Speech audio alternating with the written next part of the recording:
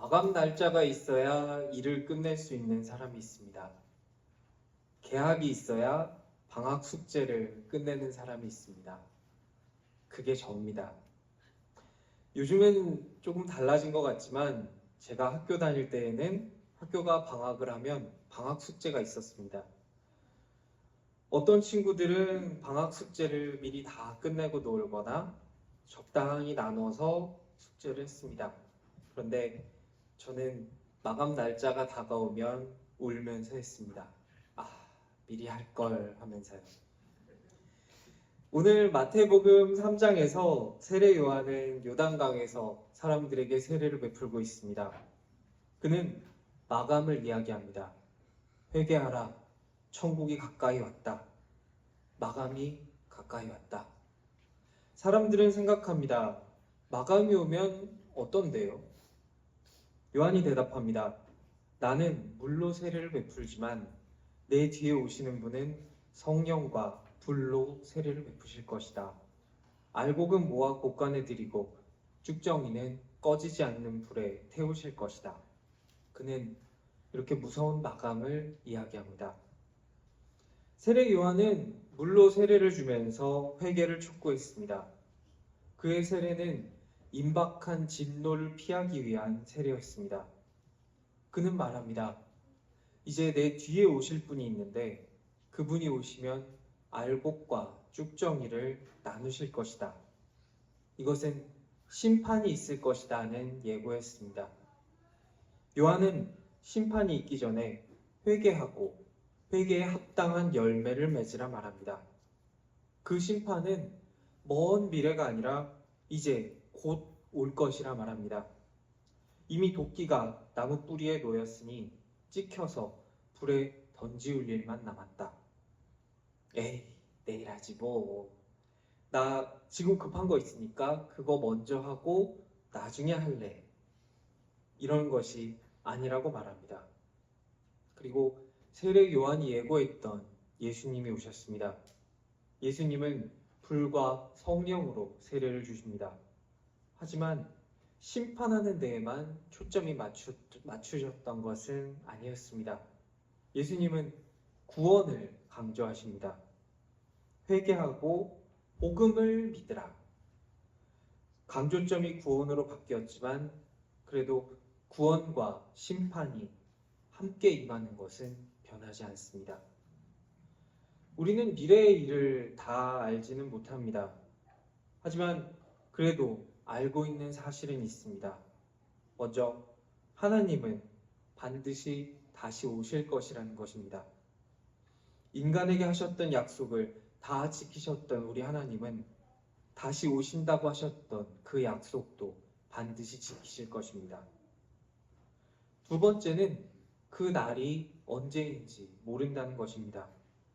제자 중 한 사람이 예수님께 그 날이 언제인지 물었습니다. 그런데 예수님은 그날은 아버지만 아신다라고 대답하셨습니다. 우리가 확실히 아는 세 번째는 그 날에는 심판, 그러니까 정산이 있다는 것입니다. 언제인지는 모르지만 반드시 오실 그날은 구원과 심판이 함께 옵니다.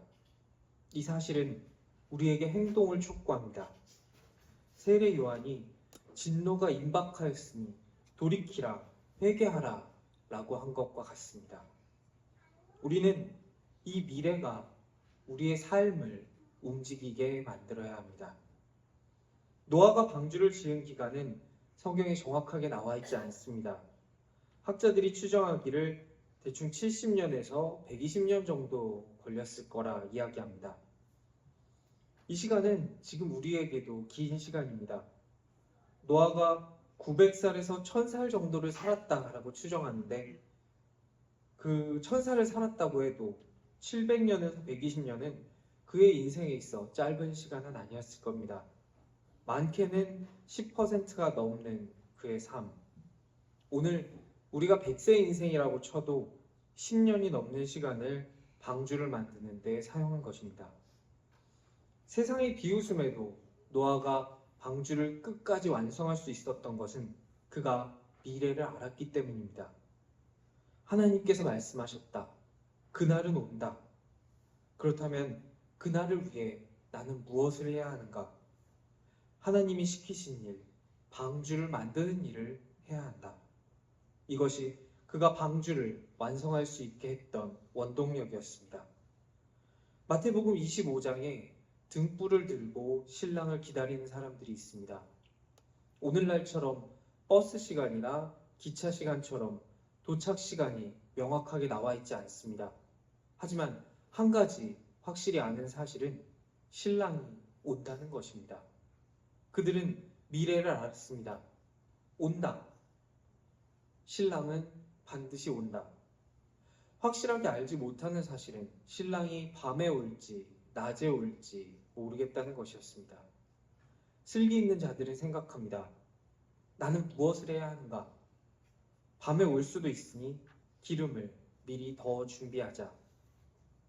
이 미래가 그들을 움직이게 만들었고 기름을 준비한 그들은 혼인잔치에 들어갈 수 있었습니다. 우리의 삶을 움직이게 만드는 원동력은 다양할 수 있습니다. 뭔가 이루고자 하는 꿈일 수도 있고 인간의 욕심일 수도 있고 그저 사라지니까 사는 것일 수도 있습니다. 하지만 우리는 미래를 아는 사람들입니다. 언젠지 그 날짜는 모르지만 우리 하나님은 반드시 다시 오신다는 것을 아는 사람들입니다. 그 미래가 우리의 삶을 움직이게 합시다. 다른 사람이 보기에 어쨌든 돌아는 가니까 미래가 삶을 돌리던 다른 것들이 삶을 돌리던 밖에서 보는 것은 크게 차이가 없을 수도 있습니다. 하지만 그 날이 오면 결과는 확연히 다를 것입니다. 노아가 방주를 짓는 것을 보고 사람들은 비웃었습니다. 하지만 그날이 오면 산 위에 배를 만드는 사람이 어디 있냐고 미련한 짓이라고 손가락질했던 사람들은 그날이 왔을 때 한 명도 남아있지 못했습니다. 신랑이 밤에 올 수도 있기에 기다리는 자들 중 슬기로운 5은 기름을 준비했습니다. 나머지 5은 슬기로운 5이 무엇을 하건 관심도 없었습니다. 그들이 무엇을 하는지 알아도 그들이 왜 기름을 지금 준비하고 있는지 생각해 보지 않았습니다. 그랬기에 자신들도 그들처럼 따라서 기름을 준비하지 않았습니다. 같이 준비하자고 그들에게 권한다고 할지라도 에이 설마 기름이 다 떨어지겠어? 라면서 기름을 사러 가지 않았을지도 모릅니다. 그러나 신랑이 밤중에 도착했을 때 기름을 준비하지 못한 자들은 혼인잔치에 들어가지 못했고 잔치의 문은 닫혀버렸습니다. 사랑하는 신생가족 여러분, 우리는 미래를 아는 사람들입니다. 홍수가 올 것이고 신랑이 올 것이고 우리 주님이 다시 오실 것임을 아는 사람입니다. 비록 정확한 때는 알지 못하지만 그것이 반드시 올 것임을 우리는 알고 있습니다. 이 미래가 우리의 삶을 움직이게 합시다. 방주 문 밖에 선 사람, 닫혀버린 잔치 밖에 선 사람이 아니라 방주 안에 있는 사람, 잔치에서 주님과 함께 기쁨을 누리는 사람으로 살아갑시다. 여기 모인 우리가 그날 잔치 자리에서 우리 주님과 함께 구원의 감격을 누리게 되기를 간절히 기도합니다. 소설가 공지영 씨의 에세이에 이런 이야기가 나옵니다. 예전에는 사람이 많은 장소, 그러니까 식당 같은 곳에서 아이가 뛰어다니다가 누구에게 부딪히면 그 부모가 와서 죄송합니다 라고 사과를 했다고 합니다. 그러면 사과를 받은 사람은 괜찮아요, 아이가 뛸 수도 있죠 라고 하면서 보통 마무리되었다고 합니다. 그런데 요즘은 아이가 뛰다가 부딪히면 사과를 해야 할 부모가 사과를 받아야 할 사람의 대사를 한다고 합니다. 애가 좀 뛸 수도 있죠. 애랑 부딪힌 사람은 애가 물이라도 들고 가다 엎질렀을 때 그 옷이 젖어버린 그 사람은 그래서 할 말을 잃게 됩니다. 이것은 뭔가 뒤집어져 버린 시대가 아닌가 작가는 이야기합니다. 오늘 말씀에 등장한 세례 요한은 뒤집힌 시대를 살았습니다. 올 사람은 안 오고 안 와도 되는 사람은 그에게 옵니다. 3장 7절을 보면 바리새인과 사두개인들이 세례 요한에게 나아옵니다. 구경을 옵니다. 하라는 회개는 안 하고 어떻게 임박한 진노나 피해볼까 잔머리를 굴리면서 다가옵니다. 13절을 보면 예수님께서 요한에게 오십니다. 세례를 받으러 오십니다. 세례는 무엇입니까? 죄를 회개하고 씻음 받고 이전의 삶의 방향에서 돌아서는 것이 세례입니다.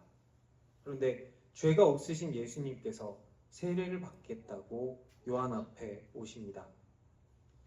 정작 세례를 받아야 할 것들은 잔머리를 굴리면서 구경이나 하러 오는데 세례를 받으러 오지 안 와도 되시는 분은 지금 내 눈앞에 와 계십니다.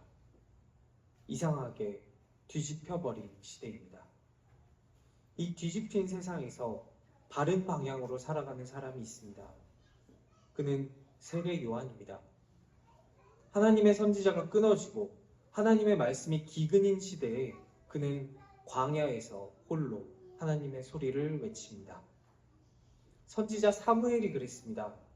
하나님의 말씀이 끊어지고 왕이 없어서 그렇다라는 핑계를 대면서 자기 좋을 대로 하는 시대에 그는 홀로 하나님의 소리를 듣습니다. 정작 하나님의 소리를 들어야 하는 엘리 제사장은 영적으로 비둔하여 하나님의 소리를 듣지 못했습니다. 대를 이어서 제사장 노릇을 하는 두 자식들은 엉망이었습니다. 자식들이 하나님을 우습게 알고 엉망인 걸 아는데 아버지는 그 자식들을 교훈하지 않았습니다. 하나님의 말씀을 들어야 할 제사장들은 하나님의 말씀을 듣지 못하고 옆에 있는 아이 하나만 하나님의 말씀을 듣는 뒤집힌 시대, 사무엘의 시대입니다. 그 시대에서 유일하게 사무엘은 하나님께서 이스라엘을 다스리심을 알았습니다. 하나님이 말씀하신 미래가 사무엘의 삶을 움직였습니다. 그는 엘리와 그의 두 아들과는 달랐습니다. 그는 그 시대를 사는 어떤 누구와도 달랐습니다. 뒤집힌 시대를 사는 세례 요한과 사무엘, 그들이 다른 사람들과 확실하게 달랐던 점이 있습니다. 바로 미래가 그들의 삶을 움직였다는 것입니다. 미래가 움직이는 삶은 사명입니다. 세례 요한은 하나님이 그에게 주신 사명을 완수하기 위해 살았습니다. 그 사명을 위해서 그는 다른 사람들과 다른 삶을 살았습니다. 그는 입는 것도 먹는 것도 달랐습니다. 좋은 옷을 입고 좋은 것을 먹고 싶은 것은 어찌 보면 인간의 본성입니다. 그러나 세례 요한이 그의 사명을 알았을 때, 세상의 방향에서 돌아서게 되었을 때 그의 가치관이 바뀝니다.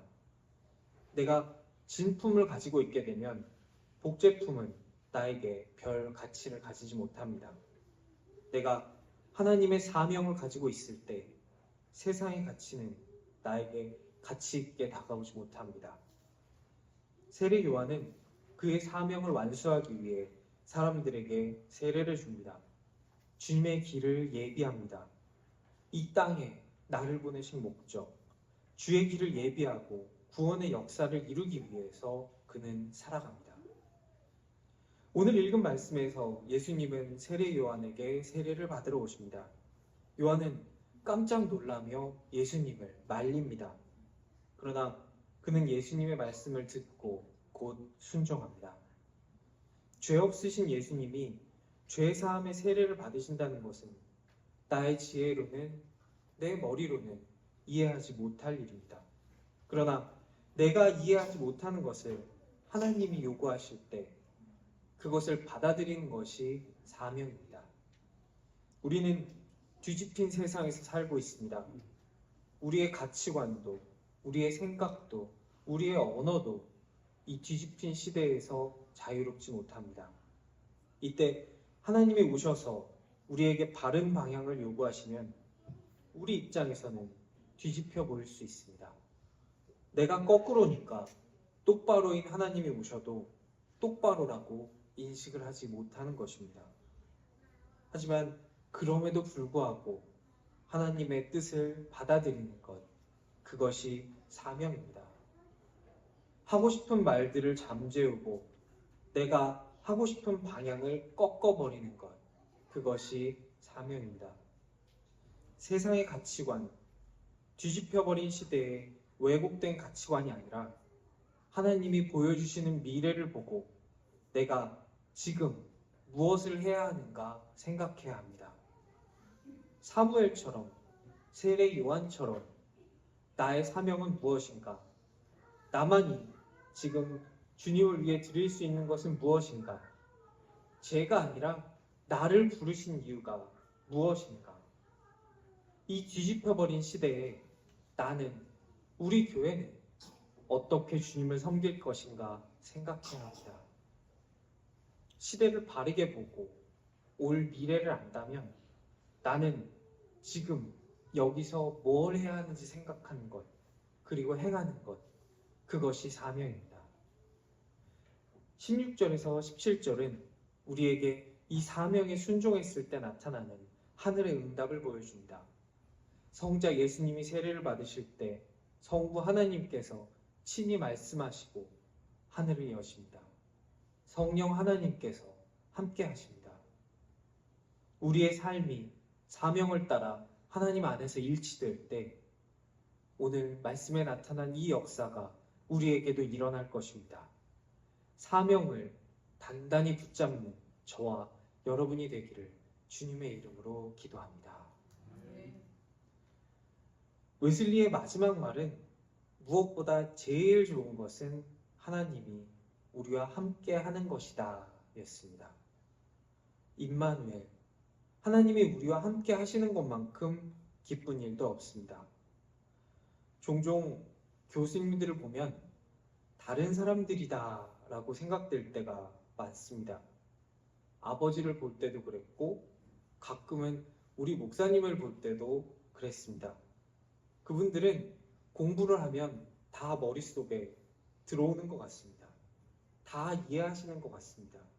그리고 거기서 멈추지 않고 응용도 하시는 것 같습니다. 왜 저는 그렇게 안 될까요? 그래서 그분들을 볼 때 좀 먼 곳에 있는 사람들이다, 나랑 다른 사람들이다 라고 느껴질 때가 있습니다. 저 사람은 내 아픔을 몰라, 내가 왜 이해를 못하는 건지 이해하지 못해 라는 생각을 할 때가 있습니다. 인간처럼 행동하고 생각하는 신들이 그리스 로마 신화에 등장합니다. 하지만 인간처럼 행동하고 생각하는 그들도 인간의 고통의 문제는 알지 못합니다. 신이니까요. 그런데 우리 하나님은 그렇지 않습니다. 우리 하나님은 인간의 모습으로 오셨습니다. 우리와 함께 하십니다. 그리고 죄인이 아닌데 죄인이 되셔서 세례를 받으셨습니다. 예수님이 요한에게 말씀하셔서 세례를 받으신 것은 하나님의 구원의 역사를 이루기 위해서입니다. 우리와 함께 하시는 하나님은 인간이 되셔서 먹고 마시셨습니다. 큰 소리로 웃으셨고 즐거운 이야기로 사람들을 웃게 만드셨습니다. 화도 내셨고 때로는 울기도 하셨습니다. 그리고 직접 고통당하셨고 죽기까지 하셨습니다. 주님은 나의 아픔을 아십니다. 내가 왜 이해하지 못하는지 이해해 주십니다. 주님께서 직접 인간이 되셨고 고통받으셨기 때문입니다. 우리의 고통 중에서 언제나 함께 하시기 때문입니다. 오늘 예수님이 세례를 받으신 것은 예수님이 죄인이어서가 아닙니다. 세례 요한의 가르침을 따르기 위해서도 아닙니다. 하나님의 뜻을 받아들이고 구원의 역사를 이루기 위해서입니다. 예수님께서 하나님의 뜻을 받아들이셨을 때 우리와 하나님의 관계가 회복되었습니다. 죄가 있으면 거기에는 반드시 벌이 있어야 합니다. 그렇게 되어야 합니다. 그렇게 되지 못할 때 우리는 정의롭지 못하다 이야기합니다. 인간은 죄가 있습니다. 그 죄에 따르는 벌은 사망입니다. 인간은 다 사망으로 갈 수밖에 없는 존재입니다. 그런데 우리 예수님은 그런 죄인들이 받아야 할 벌을 대신해서 전부 다 받으십니다. 그래서 우리를 살리십니다. 인간이 하나님에게 가는 것이 아닙니다. 하나님께서 인간에게 오시는 것입니다. 구원의 역사에 있어 인간은 한 역할이 없습니다. 인간이 하나님께 갈 능력이 없기 때문입니다. 우리가 해야 할 것은 우리에게 오시는 하나님을 받아들이는 것입니다. 우리가 받아들일 때 하나님과의 관계가 회복됩니다. 오늘 우리의 하나님은 우리에게 먼저 오셨습니다. 뒤집힌 시대, 오시지 않아도 될 분이 우리에게 먼저 오셨습니다. 그리고 문 밖에 서서 두드리십니다.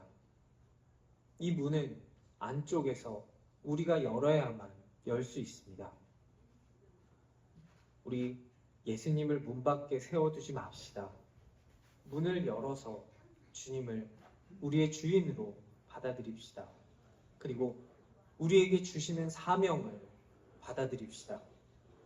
그게 내가 당장 이해하지 못한다 하더라도 그 사명을 받아들였던 세례 요한처럼 우리도 받아들입시다. 이 시대 가운데 우리를 지금 이곳에 보내신 그 이유를 함께 발견해 나갑시다. 그리고 하나님께서 보여주시는 그 미래가 우리의 삶을 움직이게 만듭시다. 이 시간 마음 문을 열고 주님을 받아들여 그날 기쁨의 잔치에 참여하는 우리가 되기를 축원합니다.